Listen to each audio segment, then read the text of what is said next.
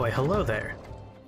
So as you know, a new expansion has dropped, and it's a pretty good one in my opinion, at least so far. I know it's only a few days in, meta is still morphing and changing and trying to figure out what's going on, but I'm enjoying myself. I've been having a lot of fun making decks built around Loki, and today we're going to look at one. It is a Forestcraft deck that is built around a one-turn kill using Loki, King Elephant, and White Wolf of Eldwood. General plan here is you White Wolf to get a 0-cost King Elephant, and then on turn 9 you Loki into a 0-cost, double-buffed King Elephant who, if you're lucky, is doing 19 damage. If you're less lucky, I've been averaging 17 damage with King Elephant when I use him. Of course, we're also running a lot of the similar cards you would see in a Roach deck, so we have Rhino Roach. So you can either try and win with Rhino Roach, you could try and go for the combo pieces of Loki, White Wolf, and King Elephant. We're running some Cassiopeias because I have Cassiopeias, and it would feel silly not running them since I opened 2 of them. So, 2 Cassiopeias, and she's a good removal. She's basically a 6-cost Will of the Forest, but with a 3/3 body attached to it. So if you want to trade into something after you do usually 8 damage across the board, you can. So she's pretty good. I'm running 2 Jungle Wardens as taunts if I need them, and if we get to turn 10 and I need a finisher that's not one of the other finishers, this is 8 damage of Storm. Or if you played Loki and for some reason King Elephant is not an option, you can have 12 damage of Storm because you'll get a 3rd Jungle Warden thanks to Loki's doubling the Battlecry. And by Battlecry, I of course mean the Enhance. Or the Fanfare. Gotta use the proper terms. Some of the new cards from the set that we're running are Airbound Barrage, which is a great bounce for Rhino Roach, and also removal, does 3 damage when you bounce something back. We got, oh, this is not from the new set. Psh, screw you. Anything else from the new set? That might be it for the new set. Running Elven Princess is a good combo for Rhino Roach. Homecoming is not necessary, but it's saved my life a couple of times, so I'm leaving it in the deck. It's great for when you have a big board that you can't quite deal with and you're trying to get ready for your turn 8 Loki play. It's a good board reset. And of course, Agent Elf as a good wall. It's great if you have opening hand a Fairy Circle and Agent Elf. Got turn 1, turn 2's play the 2 fairies from Fairy Circle, and turn 3, Agent Elf to make a nice big wall. So yeah, if you've ever played a Rhino Roach deck before, you'll be very at home here. The only difference is you're also running a couple of combo pieces. So if you manage to get these, win with that. If you don't, win with Rhino Roach. If you were thinking about this deck, and you want to make some changes, putting in some Goblin Mages might be a good idea. That way you could pull the Rhino Roach, maybe replace Elfchild May. That's just a thought. But enough about that. Let's see how the deck plays. Alright, let's see how we do against Swordcraft. I do respect someone with the Philosopher's Stone flair there. So as tempting as I think it is to hold on to those combo pieces, we do need to stay alive in the early game, and when you're up against Sword, there's a very real chance you're going to be seeing a lot of aggro play. Right off the bat, we have some Storm. So, keeping removal in hand is a good idea. And since this deck is pretty much a control deck in a lot of ways, there's a good number of removal options. So we're mostly going to be spending the early game here just removing the opponent's minions and building our hand up. We don't really care about the board very much. We care about keeping their board empty and our hand very full. Since many of our removal options have to do with how many cards we have in a hand, our one-turn kill Elephant relies on having a full hand, and if you're going with a Roach, you gotta have a lot of things to play and build up your counter for the Roach. It's a deck with a lot of fun options. So yeah, we're just looking to slow them down as much as possible, build up our hand, keep the board clear. Simple stuff. Elven Princess Mage is helpful because her evolve gets us 2 0-cost fairies, which, as I mentioned before, very useful for comboing out with the Rhino Roach. Oh, everyone's favorite, Albert Levin Saber. Anytime I play against Swordcraft, it's just a countdown to turn 9 and making sure I have more than 10 health. But not much to worry about. Since we have Ancient Elf in hand, we can make a very big ward here and clear out Albert. And as you can see, the nice thing about focusing on keeping removal in your early hands when you're up against a Swordcraft player, especially one that's running aggro, is after a little while, they just run out of cards. With their focus on Storm and Rush, they just dump their hand out, assuming they're going to win by turn 6 or 7. And if you could stop that from happening, you pretty much are guaranteed to win.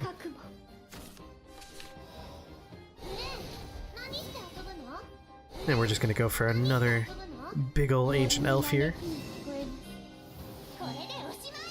Oh, never mind. Going for a big old Elven Princess Mage. Guess more fairies. And they concede. So yeah.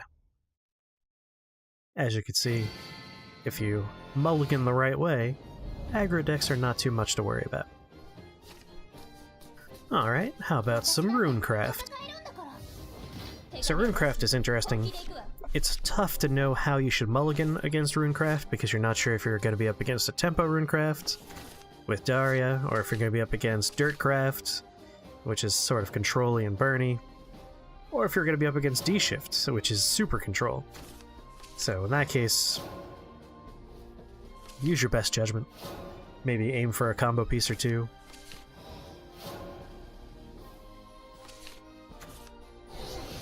White Wolf being the best combo piece to aim for.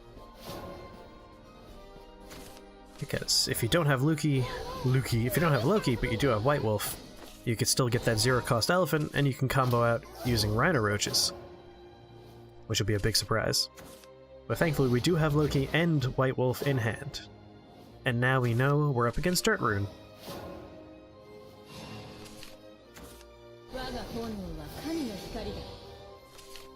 Which does have a few interesting new cards. I might be making a video revisiting our Wizardess of Oz deck. Alright, just in case we get some roaches, let's start building up that hand with nice free minions. I am going to be very cavalier with my bouncing cards. And that's just because I want to keep the board clear. I know they have a lot of direct-to-face damage they could take advantage of, with all the Crimson Sorceries and the various golems that could do 3 damage to face. So I'm more concerned with keeping the board empty and limiting how much life I'm going to lose between now and turn 8. The other issue you gotta look out for is making sure you can actually have White Wolf die when you play it. So you need your opponent to have something with 4 attack on the table, which can be more tricky than you would think.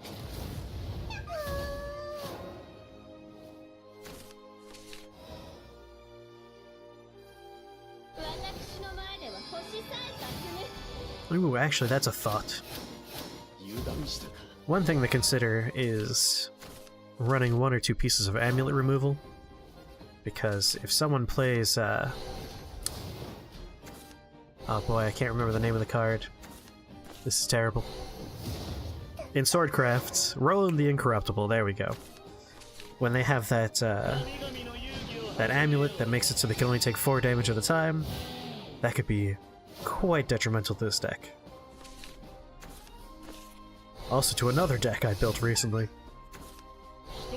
Magic Gun Hunter. Here's one of the new minions that I think is a super neat addition. He's a 3 cost, and every time he dies, if he's the only minion on the table, you get another copy of him.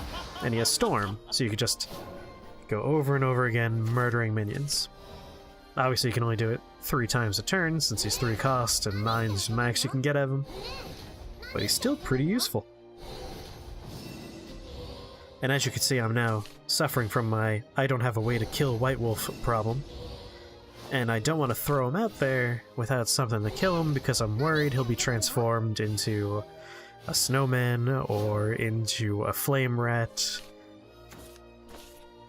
So I'm being a bit careful here, trying to keep him alive. Or specifically, trying to keep him in hand until I'm able to kill him, definitely. So as you can imagine, this is super frustrating having a bunch of 3/3s. But I'm not that patient. I will throw him at one of these and hope that they kill him.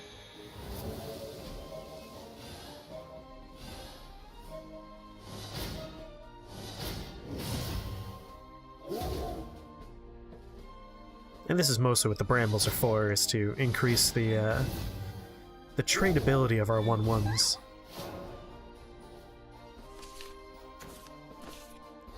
And we get super lucky, they Piercing Rune our White Wolf.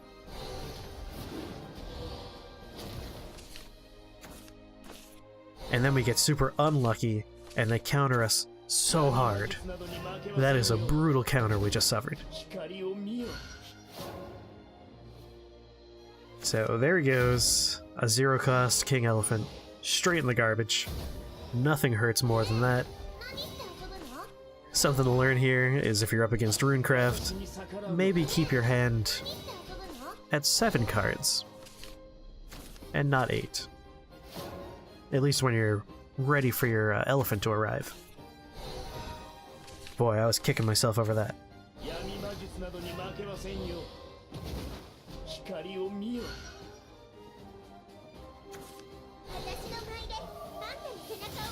And hey, it's the new Runecraft Legendary. Or one of the 2 new Runecraft Legendaries. But Cassiopeias will take care of that.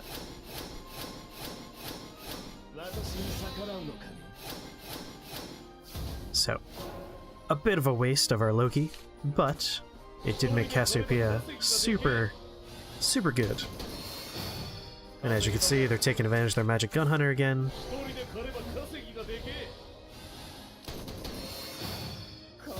It's a pretty fun card, I think. They're a bit desperate for cards.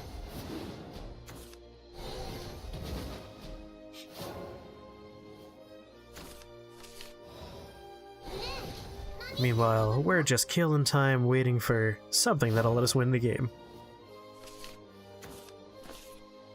Our hand is very full of removal.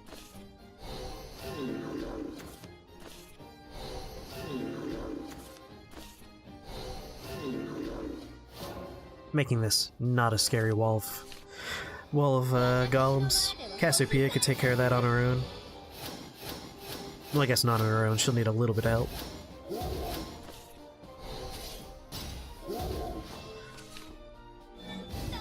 Sylvan Justice. A very good card for this deck. It's 2 damage, and immediately puts another fairy back in your hand, making it so you don't have to worry about running out of cards. Because again, we want a full hand as much as possible with this deck. Magic Gun Hunter. What a jerk.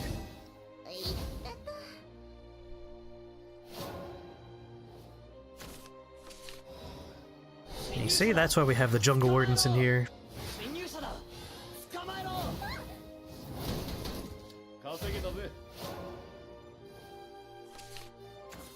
It's good to have backups for when things go wrong.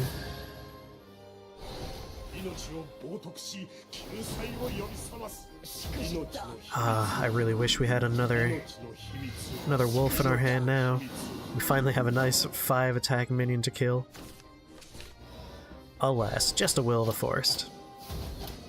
Still nothing to sneeze at.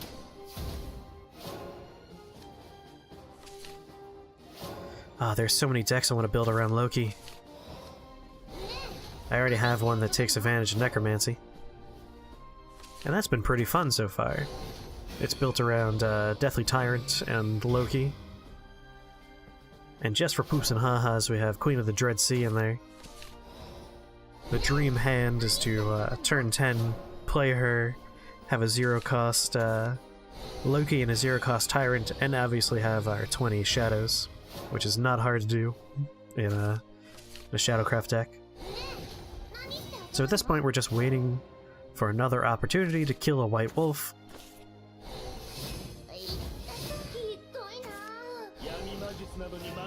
Which is not something they're making all that easy for us. They're playing a lot of small minions.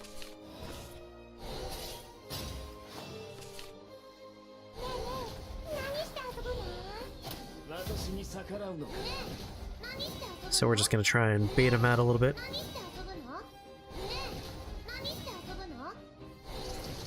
Start doing some damage with our roaches.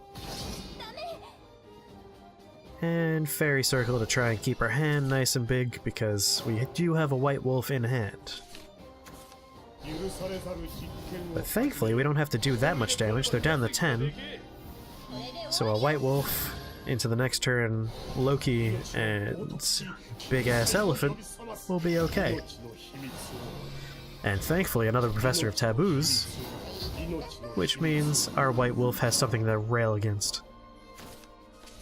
So let's just go ahead and bring him down to 4. And White Wolf right into that. And with Sylvan Justice, we can clear out one more enemy, leaving us just with 2 attack on the table.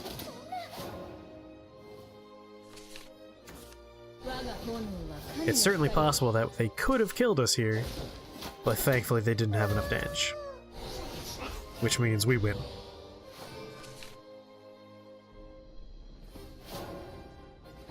So now we could Loki into a 0-cost elephant.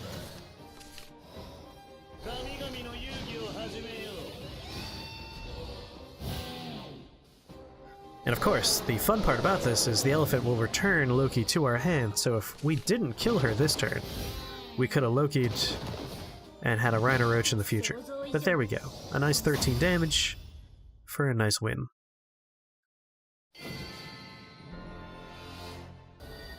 Alright, let's take a look at Dragoncraft, using the new hero, Saber, from Fate's Day Night.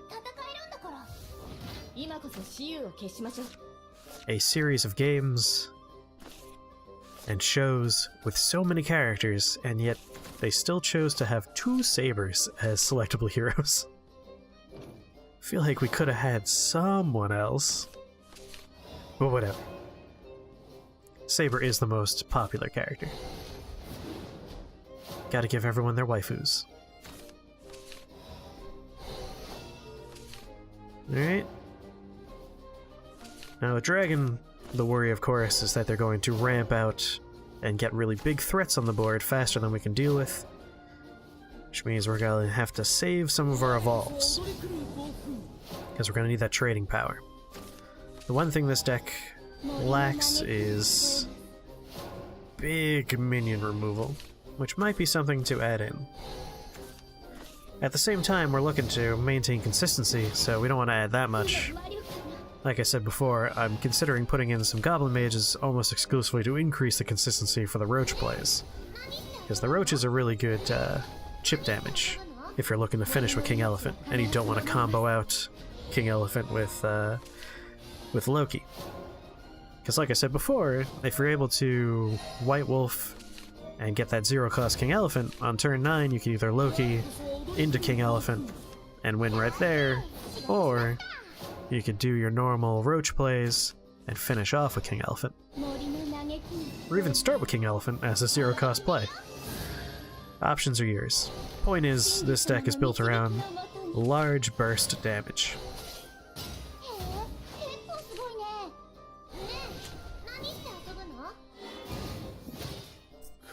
Just making our trades, putting a big wall up.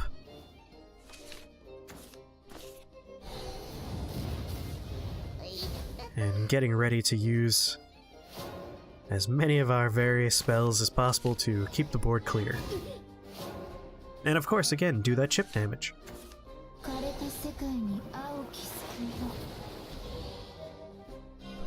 The goal is to keep your opponent under 17, I think, is a good idea, because 17 is the average amount of damage I put out with King Elephant so far.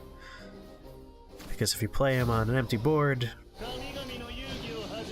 you're going to have 8 cards in hand, which means it's going to be a +9, and if you had Loki played, he's going to get an additional +8, which is going to bring you up to 17 damage. Alright.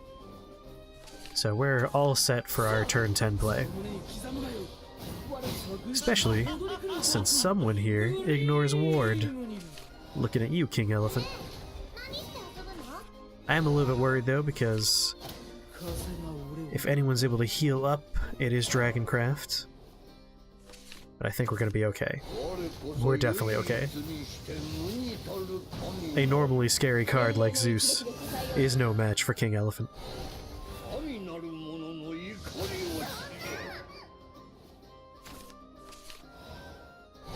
So as you can see, we don't need to do the White Wolf play for this to work. You could always just do a nice standard turn 8, turn 10, Loki into Elephant. Easy peasy. Alright. So that was my Elephants Riding Wolves deck. I have a lot of fun with it. I found it's very consistent. I have a pretty good win rate with it. If you're looking for a fun Forestcraft deck, which I imagine you are at this point, because it's been bottom of the tier list for a little while now, I think it's coming back. I think Forestcraft is going to be a strong one this time. And I think this is a fun deck to do it with. If you don't have Cassiopeia, don't worry about it. Not necessary to the deck. Hell, even Loki is not necessary to the deck. Or White Wolf of Eldwood. You can make a version of this deck that's Rhino Roach and King Elephant, or drop the Rhino Roaches and focus entirely on a White Wolf, King Elephant, Loki combo. There's a lot of flexibility here. I say build a deck that you have fun with, and go for it. But if you like this deck, and you have these cards or the vials for these cards, it's a relatively budget version. I only have 2 of all of the legendaries in here, because I pulled 2 Cassiopeias, and then I pulled 1 Loki and 1 King Elephant, and for this deck I crafted a second Loki and a second King Elephant. Although really, I crafted a second Loki for a different deck. Looking at you, Giant Chimera deck. We'll be going to that deck soon. Another deck I'm having a lot of fun with. Whoops, I clicked on the wrong button. Anyway, I was pretty much done talking anyway. You can find a deck code in the description, or more likely a link that'll bring you to a place to get the deck code, since deck codes are temporary numbers. And you can give this deck a go for yourself. If you have ideas for good changes to this deck, comment below, let me know.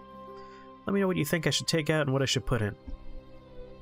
And, yeah, I'll see you next time, where we'll look at another fun deck from this expansion. Because I'm having a lot of fun making stupid decks. Alright, well, we'll see you next time. Bye.